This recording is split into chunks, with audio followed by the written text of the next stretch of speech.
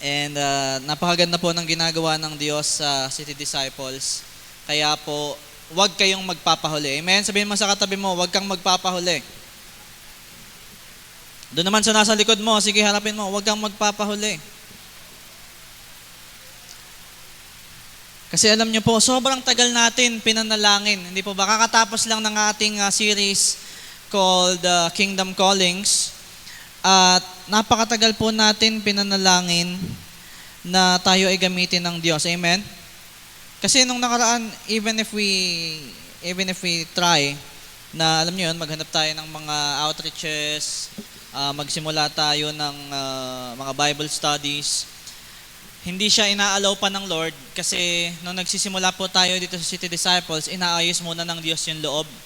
Pero right now, na hindi pa naman tayo, yung perfect, and we will never be perfect, pero nung inayos tayo ng Lord at nagsimula tayong magsuko ng buhay sa Kanya ng totoo, sinimula na po tayong gamitin ng Lord in different areas. Kaya po, yan ang sinasabi ko, nasabihin nyo sa katabi mo na huwag kayong magpapahuli dahil pinapakilos na po tayo ng Panginoon ngayon in City Disciples. Amen?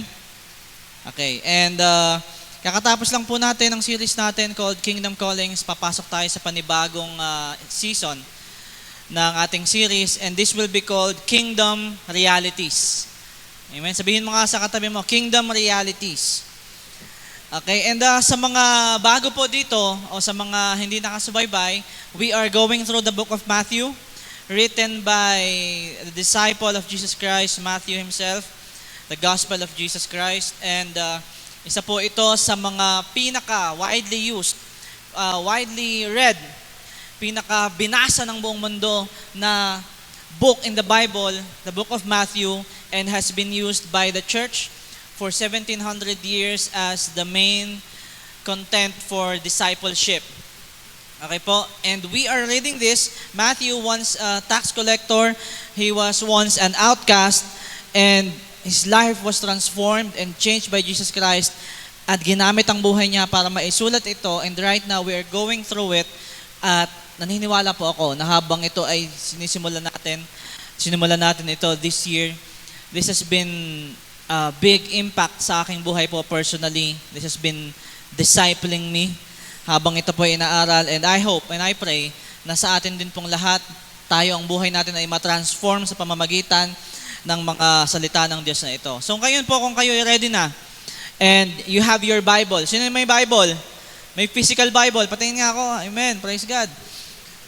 Ako po nga pala ay kung ang Bible nyo ay naiinis kayong dalahin dahil ang Bible nyo ay TGP version. Sino ang naka-TGP version? Yung pagtingin ng likod ng Bible niya ay The Generics Pharmacy.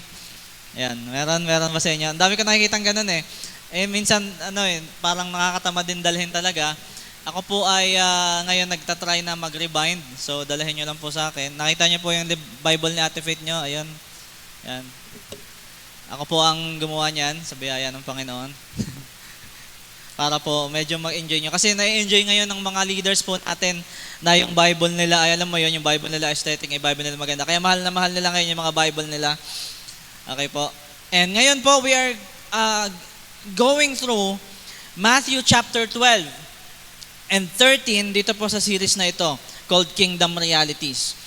So yung Kingdom Callings po natin, kung umabot siya ng 10 weeks, I am not sure pa kung ito ang Kingdom Realities natin ay aabot din ng 10. Pero ngayon po, nasa 12 pa lang, ako po ay nasa 7 na.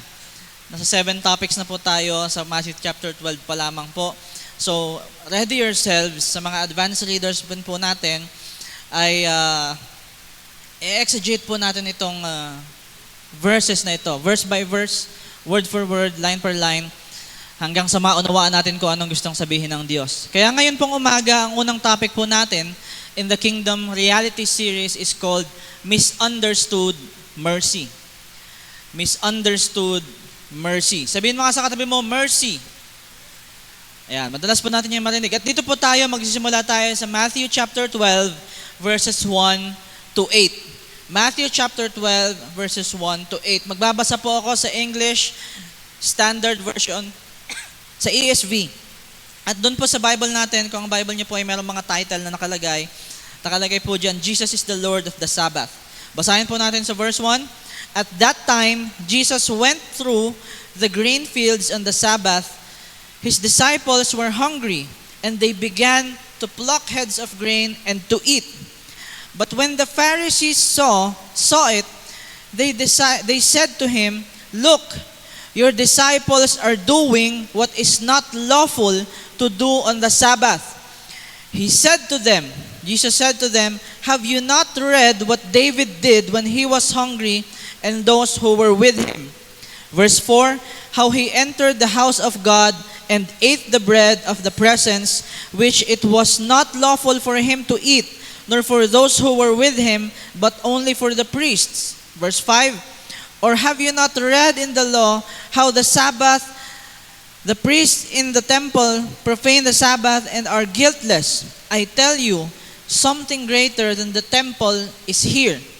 And if you had known what this means, I desire mercy and not sacrifice, you would not have condemned the guiltless, for the Son of Man is the Lord of the Sabbath." Manalangin po tayo. Aming Ama, maraming salamat sa umagang ito. Lord, buksan mo po ang aming pangunawa that as we read through this Matthew chapter 12, i-reveal mo po sa amin ang mga nais mong ituro sa amin ngayong umagang ito, Panginoon. And we thank you from the bottom of our hearts na hindi mo po kami kinakalimutan. Bigyan mo po kami ng pangunawa, Banal na Espiritu, at ikaw lamang ang mataas, hindi ang mga karunungan ng mundong ito, kung hindi ang bawat salita na nanggagaling sa iyo, Panginoon, sa pangalan ni Jesus. Amen and amen. Palakpakan muna natin ulit ang Lord. Parang medyo antok kayo ngayong umagang ito. Nag-vigil ba kagabi kayo? Natuloy ba yung vigil? O tulog kayo lahat ulit? Si Clarence tulog lang. Kasi nakita ko 2:00 pa, nagugupit pa sila nung nila. E napansin nyo yung tamborin nila, parang dilaw na yung kulay. 2:00 naman nagtatahi pa. Nang-iingay dun sa sa office. So, pasok po tayo. Ito po yung kailangan natin maintindihan ngayon. Okay, some people ay mas mahal yung mga rules than they love the people themselves. Some people love rules more than they love the people. Alam mo yung mga tao na, alam mo yung mas nakikita nila yung mali sa mga tao. I mean, paparating ka pa lang, halimbawa ay nandiyan ka sila sa labas ng church, tapos paparating ka pa lang, nakikita, ano ba naman yan si Julian? Yan naman yung suot. Ano ba naman to? Parang hahabulin naman ng plancha to si ano. Alam mo yun, yung mga tao na malayo pa lang, ang una nila makikita sa iyo, imbis na, praise God, dumalo si kapatid na ganito. Di ba? Praise God, ang tagal ko na din nakita. Ano ba yun? Dito na naman to. Tapos magba-backslide na naman yan. Alam mo, ngayon lang a-attend yan, tapos next week wala na ulit yan. Meron mga ganun mga tao na alam mo yon. Ang tawag ka sa mga taong ganito, negatron Yung sobrang ibang level yung pagka-negative nila na para na silang Decepticon. Kaya ang tawag sa kanila negatron, alam mo yun, malayo ka pa lang, imbis na matuwa sila na nakikita ka nila ulit, ang una nila makikita sa'yo, ano ba naman to? Ano kayang pupunahin ko na naman dito sa na to? Parang hobby nila mampuna ng mga tao. And huwag po kayong masaktan kasi alam ko, lahat tayo, once in our lives, have been here. Lalo na nung hindi pa tayo nakakakilala sa Panginoon. Amen? Huwag tayo magplastikan dito sa church ito. So, once in your life, naging negatron ka din. Pero these people, okay, they are very quick to correct other people, pero hindi nila nakikita yung soul right in front of them. O hindi nila nakikita na kailangan ng care ng mga tao. They are very quick to point out what is wrong, but they are very slow to step up and help other people na nangangailangan ng tulong. And that is, kung bakit ko po yun in example ngayong umagang ito, exactly what is happening in Matthew chapter 12. Yun po yung nangyayari. Okay, yung mga Pariseo, and again I tell you, ipapaalala ko lang po sa inyo kung ano yung mga Pariseo.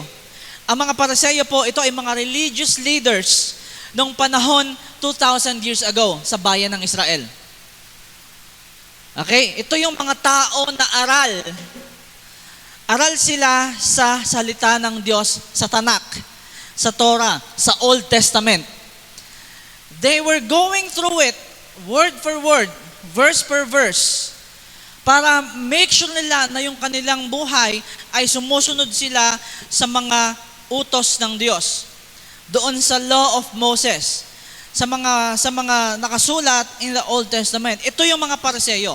Okay po? And ito yung mga Pariseyo na to, dito sa nangyari, okay, nakita nila yung mga disciples ni Jesus na pumitas ng mga grains. Anong pag sinabing grains? Parang mga trigo, parang bigas, parang mais, ganito, mga grains. Pumitas sila at kinain nila habang nasa kalagitnaan sila ng Sabat. Yung Sabat ay very sacred ito sa mga Israelita, sa mga Hudyo, dahil ang Sabat ay striktong sinusunod nila na walang magtatrabaho pagdating ng Sabat. Okay? Yung Sabat po sa panahon natin, mamaya i-explain ko po sa inyo kung ano yung Sabat. Ito lang bang mic nito yung nagkakaganon o hindi? Pa-testing ako ng iba. So, inakusahan nila, check, yan. Padagdagan ng gain, kapatid na Julian. Alam mo ba kung ano yung inabot mo sa akin? Letter C. Okay. So in the Sabbath, they were accused na nagnanakaw ang mga disciples ni Jesus. Hindi sila nag-harvest para sa kita nila, kumukuha lang sila kasi gutom na sila. Okay, pero nakita sila ng mga Pariseyo at pinuna sila, and instead of saying, alam mo yon, para sa mga tao na supposedly ay nagke-care para sa ibang tao dahil alam nila ang salita ng Diyos. Alam mo yun, imbis na sabihin nila, gutom sila.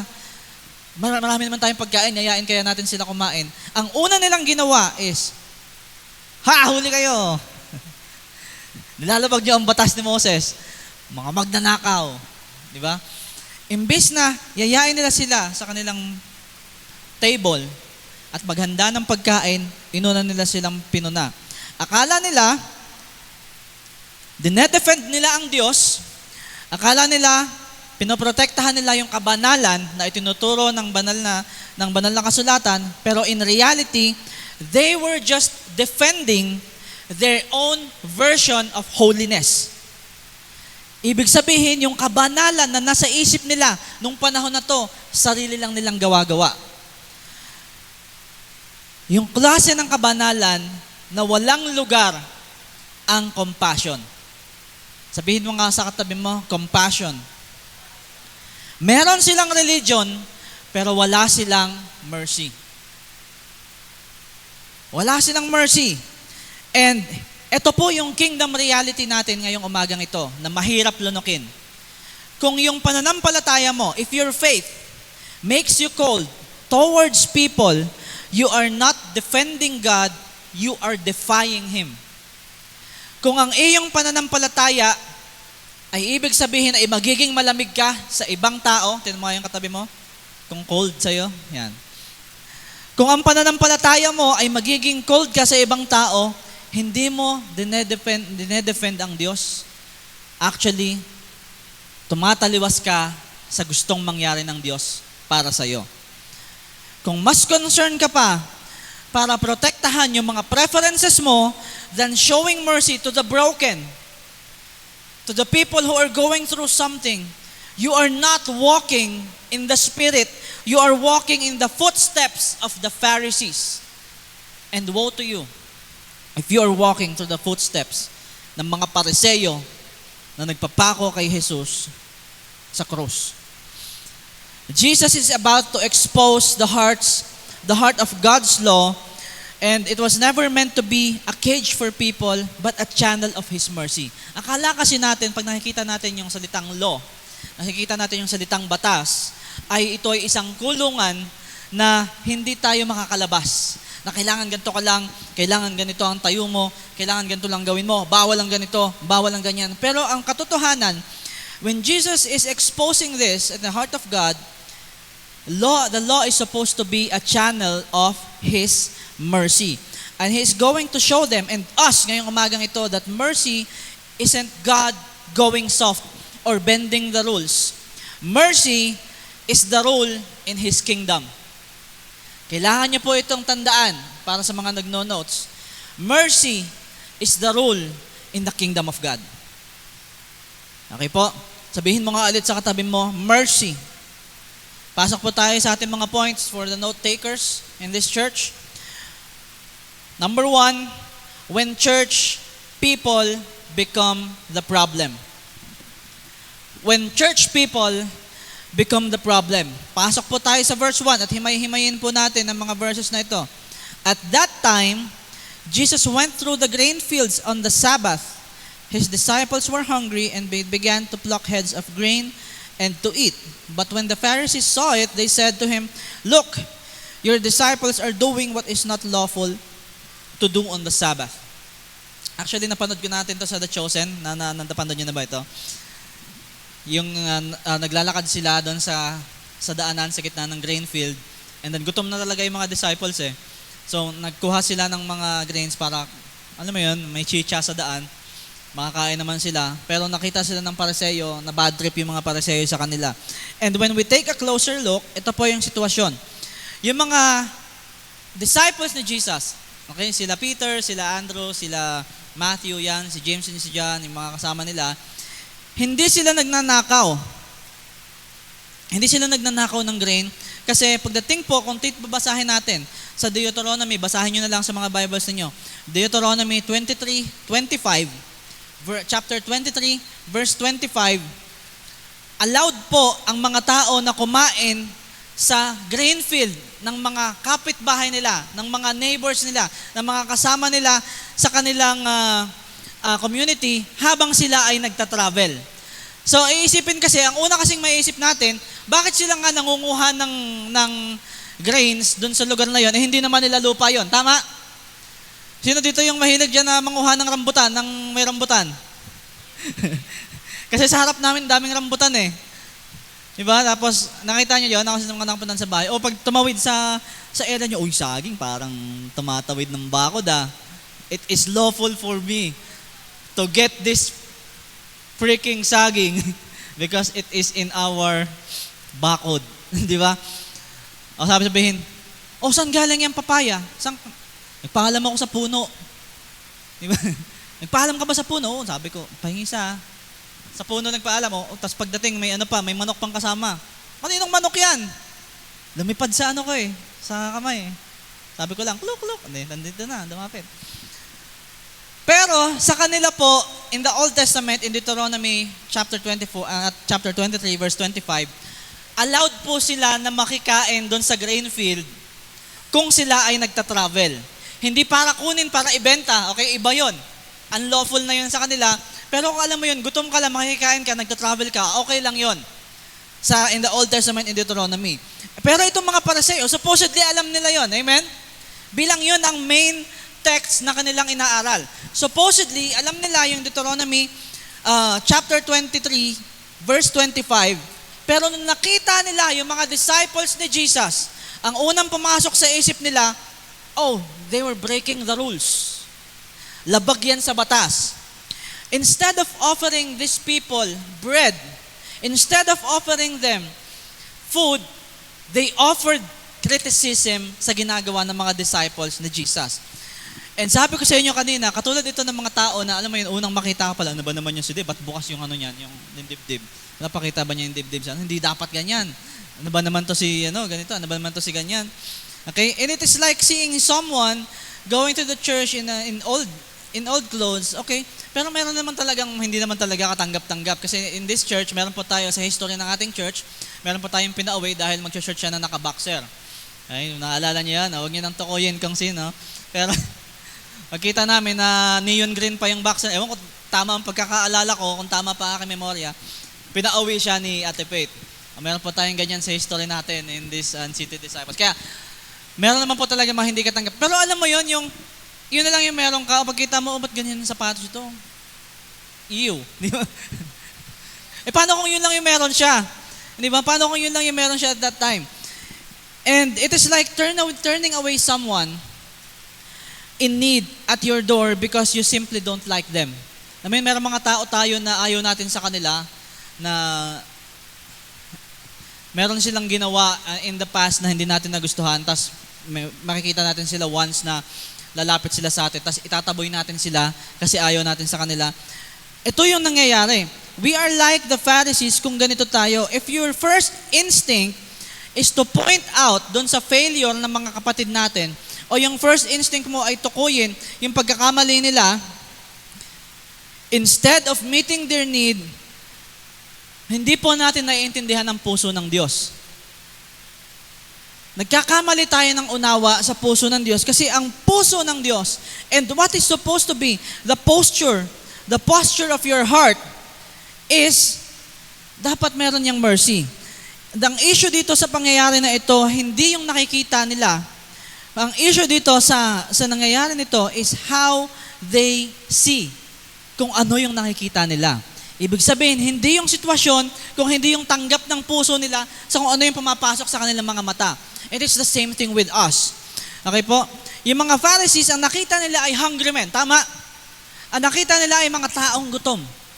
Pero imbes na ang maging respond ng puso nila ay compassion, kasi nakikita nila na nagugutom yung mga disciples, ang kanilang pinili ay condemnation. And if once in your life, you have been like this, o ngayon, kung ikaw ngayon yung ganito, I want you to know that you are missing the heart of God. Kasi hindi po ito ang puso ng Diyos.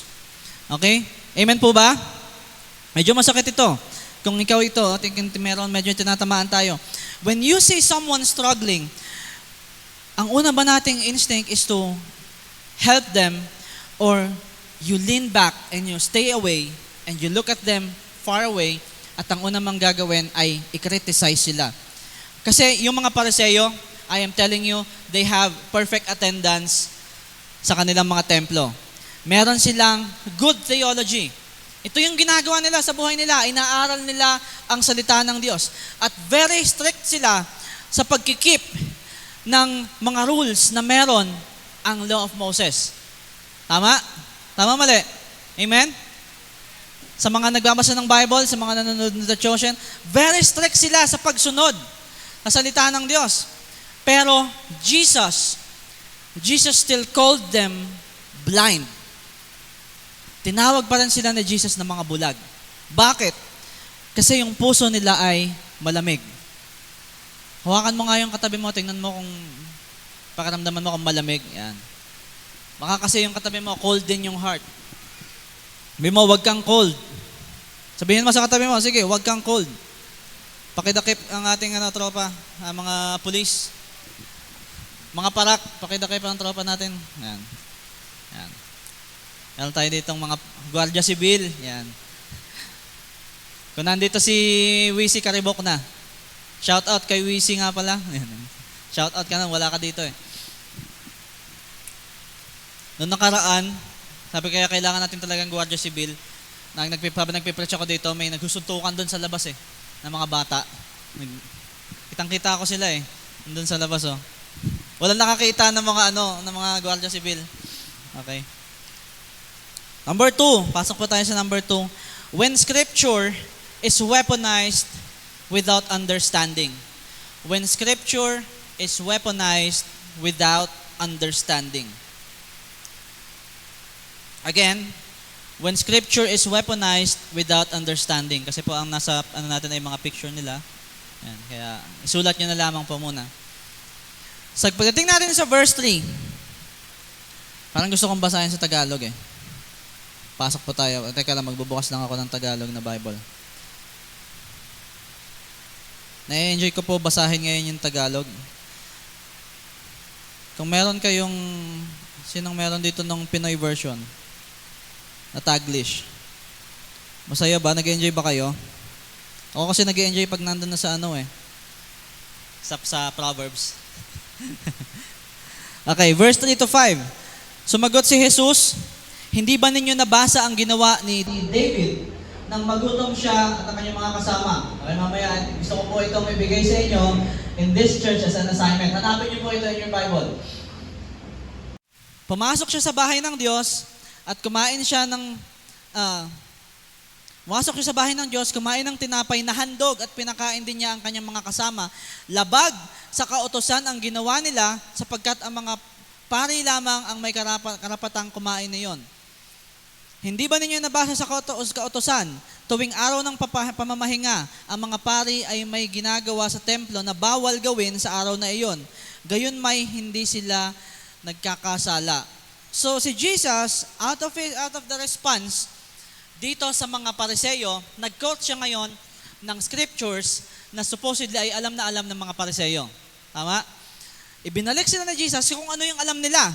At kailangan itama kung ano yung alam nila. So nagbato si Jesus ng dalawang Old Testament example sa mga Pariseo. Unang-una, yung si David ay kumakain ng holy bread. Okay, in the temple, meron pong yung tinapay na walang pwedeng kumain ito. Okay? And then si David, nung time na yon, nagugutom siya and meron siyang human need. Sa pagkakaalala ko po, si David nitong panahon na to ay tumatakas siya kay Saul dahil gusto siyang patayin. Ngayon na pumasok siya doon, wala siyang makain, kinain niya yung tinapay doon sa templo, ibinigay sa kanya. And yung pangangailangan ni David, it outweighed yung ceremonial rule. Kung maaalala po natin, in the Old Testament, there are three kinds of law. Nandiyan yung moral law, nandiyan yung civil law, at nandiyan yung ceremonial law. Yung pagkain po ng tinapay na yon ay nakapaloob sa ceremonial law, and supposedly ay binebreak ni David yung ceremonial law, pero dito sa pagkakataon na to, na-outweigh ng pangangailangan yung ceremonial law. Hindi hinusgahan ng Diyos si King David at that time, kahit kinain niya yon at nakasulat sa batas na bawal yun gawin. Dahil na-outweigh nung pangangailangan niya yung batas na meron at that time. Okay? And then there is one more na example, yung priests breaking the Sabbath by working in the temple. Hanapin po ninyo ito ulit, mamaya. Pero they were still guiltless. Kahit nagtatrabaho sila sa loob ng temple, kahit na Sabbath. Pag Sabbath po kasi, in the Old Testament, bawal silang magtrabaho. Very strict. And meron mga Kristiyano, gusto ko po itong linawin sa inyo, kasi merong mga Christians na sinasabi na ang Sabbath daw, bakit daw tayo mga Kristiyano ay nagtitipon tayo ng Sunday? Tama? Kasi ang Sabbath daw ay Sabado. Ibig sabihin ba na tayo nagkakamali sa Bible? Hindi po, kasi alam niyo po, ang fulfillment ng Sabbath ay si Jesus. And kung titingnan natin ang New Testament Church, hindi po sila nagtitipon-tipon sa isang araw lang sa loob ng isang linggo. Araw-araw po silang magkakasama. Okay? Kaya lang po, pumili tayo, nung nabago po ang ating kalendaryo, ang pinili po natin mga Kristiyano ay ang Sunday. Kaya po, ito yung sinusunod natin dahil ito na rin yung ating nakasanayan. Pero kung gusto niyo magsabado, okay lang naman sa akin. Kung trip ninyo, gusto niyo Lunes pa eh. Kung malakas ang trip ninyo, mag-Lunes tayo. Wala naman pong kasong yon dahil ang kabuuan po ng Old Testament ay finulfill na ng Panginoong Jesus nung siya ay namatay sa krus at sa kanyang pagdating. Amen? Kailangan po natin ito maintindihan. Pero in the Jewish culture kasi, yung Sabbath, it is strictly followed. Dahil ito ay kultura nila at binigay ito ng Diyos sa kanila, sa kanilang law. Kaya po, bawal sa kanila na magtrabaho kapag linggo. Pero merong isang instance in the Old Testament na nagtatrabaho sa loob ng temple, yung mga priests, yung mga Levites, pero hindi sila nagkasala sa Diyos kasi yung ginagawa nila ay para sa Diyos. Nakita po natin yung nangyari. Kaya kung titingnan natin, ang ibang mga Kristiyano kasi, meron kasi mga Kristiyano na itunuturing ang Bible. Sino nga po may mga Bible? Patingin nga ng mga Bible ninyo ng physical. Yan, praise God, yan. Meron mga Kristiyano na itinuturing nila yung Bible nila na parang martilyo. Tingnan nyo nga yung Bible nyo kung mukhang martilyo. Pwede naman. Na alam mo yun, pag nagkamali yung katabi mo, tingnan mo yung katabi mo. Ang una mong gagawin, pupukpukin mo yun ng makulit ka! Sabi nga ni pastor, nabasa mo, basahin mo to. Diba? Parang tinuturing natin yung mga Bible natin na martilyo na pwede natin ipukpok anytime sa mga kapatid natin kapag nagkakamali sila, which is very, very wrong. Okay? Minsan, we smash them with verses. Minsan, we take verses out of context para lang ma-prove yung argument natin. Pero nakakalimutan natin yung pinaka-importante sa lahat, which is to win hearts. Na yun yung mas importante sa lahat. And very good tayo mga Kristiyano in quoting verses, quoting rules, pero we are very slow in living out love. Sabihin mga sa katabi mo, love. We are very slow sa pagpapakita ng pagmamahal sa ating mga kapatid. God never, pakidakip po ang mga parak. Pakidakip ang ating kapatid. Yan. God never gave His word so we could use it to shame hungry people. Okay? He gave it so we could point them to the bread of life. Sige, kung nag-iaya na siya dyan, nagpapahangin, okay lang naman. Wala nang problema. Baka naiinitan siya. Kailangan po natin sa church na ito ng aircon, Para masaya. Tama ba? Nainitan ba kayo? Kung nainitan kayo, congratulations kasi ibig sabihin niyan, hindi kayo ginawa para sa impyerno. Ayan. Kasi doon ay walang electric fan. Kung may electric fan doon, umaapoy din. Nakaranas na kayo nang nasa Manila kayo o kaya sa Naik, yung mga taga Naik dito, tapos nagbukas ka ng electric fan, para ka din sinisilaban eh. Parang hindi mo rin maintindihan kung anong mararamdaman mo, malalamigan ba ako o, di ba? Kaya ang paborito namin ay tatambay na lang sa malalamig na lugar. Kailangan natin dito sa church, Amen? Praise God. Amen? Ayan, maging faithful tayo sa Panginoon. Balik pa rin sa atin, So, hindi po binigay ng Diyos ang kanyang mga salita para mang-shame o mamahiya ng mga tao na nagugutom. Ibinigay niya ang kanyang mga salita para i-point sila sa bread of life, which is who? Which is Jesus Christ. Pasok po tayo sa number 3. Mercy is greater than sacrifice. Mercy is greater than sacrifice. Sa verse 6 po, papasok tayo sa verse 6.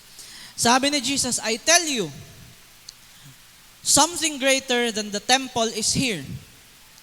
And if you had known what this means, nag-quote ulit si Jesus, I desire mercy and not sacrifice, you would not have condemned the guiltless.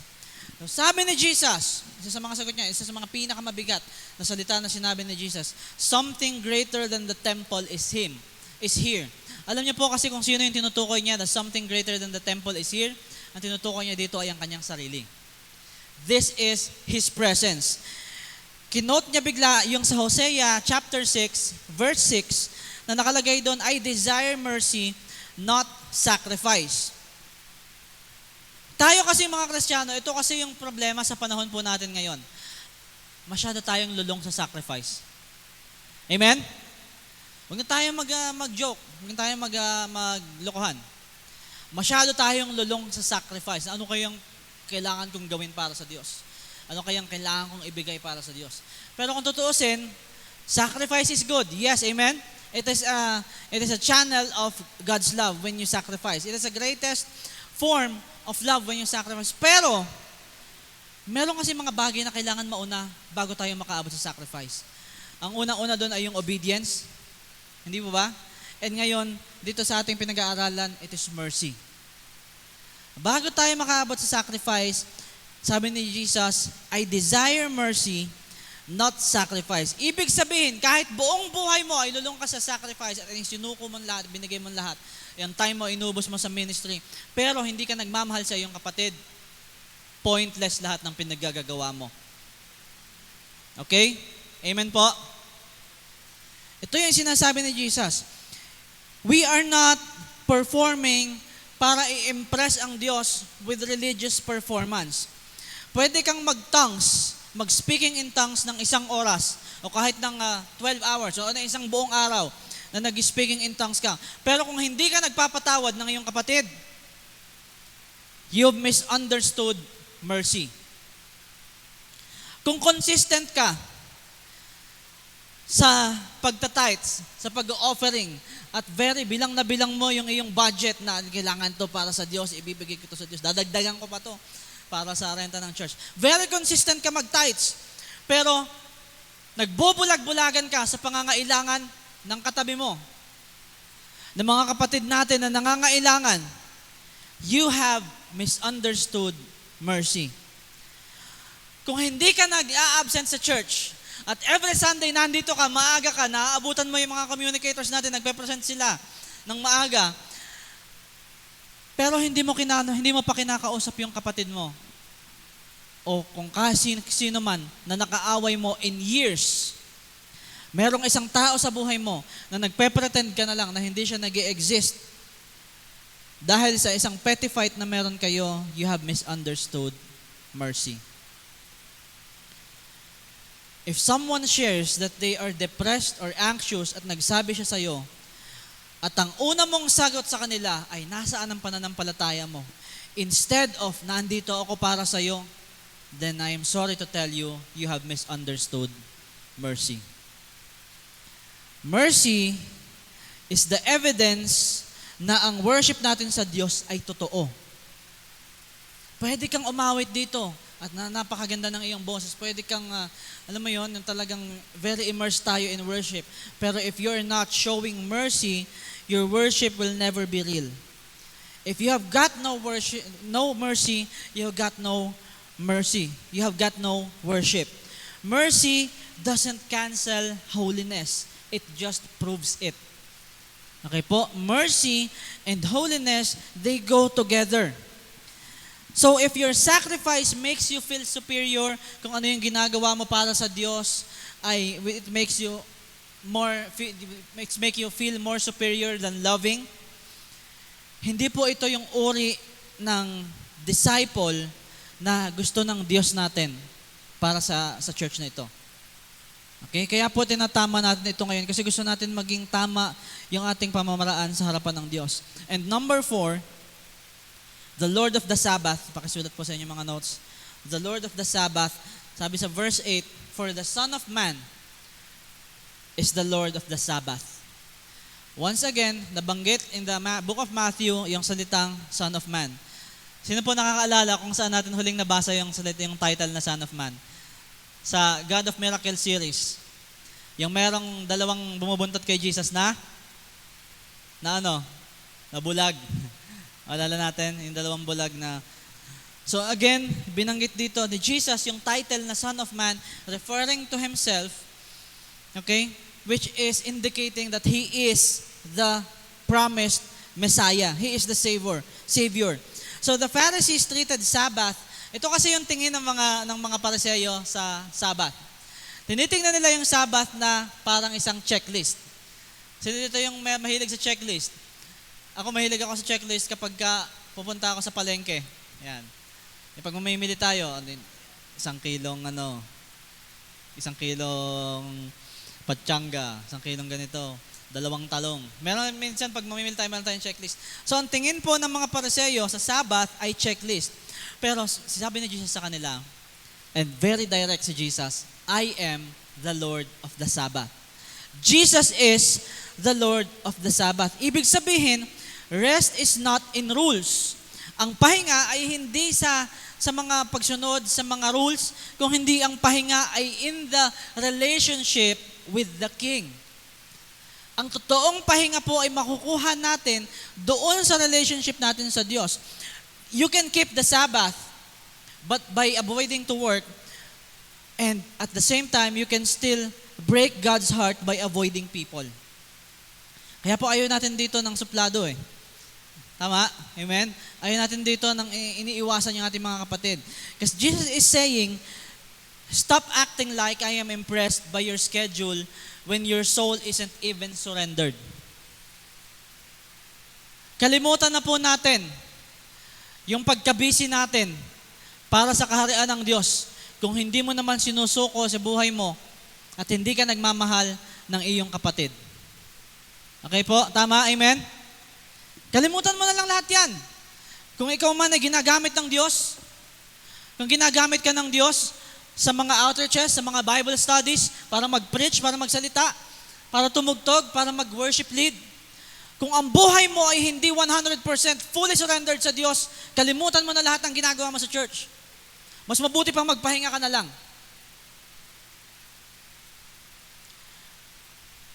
Kung very active ka sa lahat ng to, hindi ka nakakamiss ng Sunday, lagi kang nandito, lagi kang present, pero hindi mo kayang mahalin yung kapatid mo, o hindi mo kayang magpatawad ng kapatid mo, kalimutan mo na lang lahat ng ministry na yan, bitawan mo. Kasi ang sabi ni Jesus, I desire mercy, not sacrifice. So let us not be the people who misunderstood mercy. Kaya po ito yung topic natin ngayong umaga. Let us not be those people who misunderstood mercy. Na nakakalimutan natin na mas kailangan natin magmahal ng ating kapatid at tumulong sa kanila. at isuko ang ating buhay sa Diyos kaysa sa lahat ng kaya nating. Hindi ba very ironic itong mga pangyayari na to? Nakakagaling lang natin sa Kingdom Calling series natin na in-affirm sa atin ng Diyos yung pagkatawag natin sa atin. Tama? Tapos ibinalik tayo ng Diyos, okay, kung nandiyan na yung calling ninyo, kumikilos na kayo sa ubasan ng Diyos, kumikilos na kayo sa ubasan ng hari, pero mali naman yung puso mo, wala rin kwenta lahat yan. Do you see what is happening? Binabalik tayo ni Jesus dito sa kingdom. Kasi kailangan tayong matauhan in this kingdom realities. Okay po? Masyadong matindi itong mga pangyayari na to. Okay, dito na po natin tapusin. If your holiness keeps you from helping people, it's not holiness, it's hypocrisy. If your holiness keeps you from helping people, it divides you from having relationships. Hindi po holiness yung meron kayo. It is hypocrisy. Yung mga Pariseo, nasa kamay nila yung scriptures, pero wala sa puso nila yung salita ng Diyos. Nababasa nila ito araw-araw, pumapasok ito sa kanilang mata, sa kanilang isipan, pero hindi ito tumatanim sa kanilang mga puso. Pwede nilang i-quote araw-araw yung batas, pero hindi nila kilala kung sino yung nagbigay ng batas na yun. They know the law, but they don't know who the lawgiver is.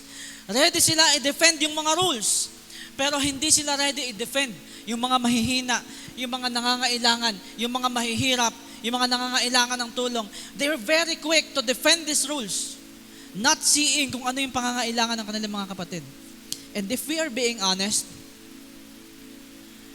the same Pharisee spirit, and thank you, Jesus, you have been speaking to me right now. Thank you, Holy Spirit. Alam ko, and I pray, Lord, Holy Spirit, right now, mangusap po kayo sa aking mga kapatid sa lugar na ito, that they need to do something paglabas ng pintuan na to about this topic. Panginoon, salamat o Diyos. The Lord just gave me one thing that I need to do personally for myself. Ngayon, habang nakatayo dito sa inyong harapan, and I pray na matukoy din ninyo kung ano yung sinasabi ng Diyos sa inyo ngayong umagang ito. Kasi alam niyo yun, if we are being honest, yung same Pharisee spirit na meron itong panahon na to, it is still sneaking inside our church. At kung bakit tayo dinala ng Diyos, dito sa topic nito, gusto ng Diyos na matanggal to sa atin. Amen? Hindi lamang sa pagkaunawa mo eh. In our conversation, sa mga pinag-uusapan natin, in our attitudes, and most especially in our hearts, matanggal itong Pharisee spirit na ito, na mas lamang yung law kesa dun sa mercy. Mas lamang yung sacrifice kesa dun sa mercy. And here is the uncomfortable truth that I am about to hit you with these verses ngayong umagang ito. You can have perfect doctrine and still miss God. You can have all the right answers pag may nagtatanong sa'yo, but none of the right actions. And you can be in the temple every week and still not be like the Lord of the temple that you are serving in. Masakit po itong mga bagay na to, pero congratulations kung nasasaktan ka kasi gustong baguhin ng Diyos ang buhay mo in this area, paglabas mo ng pintuan na yan. So the kingdom reality is, mercy is not God going soft. Mercy is God showing His strength. Kabaliktaran po ng iniisip natin. That when we show mercy, parang soft ang pag-approach ng Lord. Hindi. Mercy is equivalent to strength in the kingdom of God. And when Jesus healed on the Sabbath, alam niyo po si Jesus talagang hinahamit nito yung mga Pariseo eh. Kung babalikan natin, yung lahat ng ginawa niya, nagpapagaling siya sa Sabbath, nagpapatawad siya ng mga may kasalanan in the Sabbath, pinapakain niya yung mga gutom on the Sabbath. Hindi niya po binababa yung kanyang standards. He is actually living the standards perfectly para ipakita sa atin kung ano yung mas importante sa ating mga buhay. Amen? Because the heart of the law is love. Tumayo po tayong lahat at tayo manalangin.